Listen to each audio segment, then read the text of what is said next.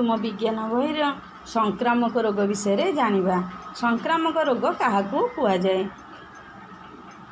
केतेगुड़िए रोग अच्छी जहाँ जड़े सुस्थ व्यक्ति को जल वायु खाद्य कीटपतंग एवं स्पर्श द्वारा आक्रांत करें से सब रोग गुड़ी को आम संक्रामक रोग बोली कहवा।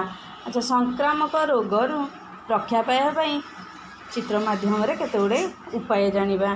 संक्रामक रोग रक्षा पाइबापी 1 सूर्यालोक और विशुद्ध वायु, 2 परिष्कार घर, 3 घोड़ा जाइतिबा खाद्य, 4 गरम क्षीर, 5 परिष्कार शौचालय, 6 घोड़णी थिबा डस्टबिन, 7 मशारी, 8 खाइबा पूर्व हाथ साबुन धोइबा।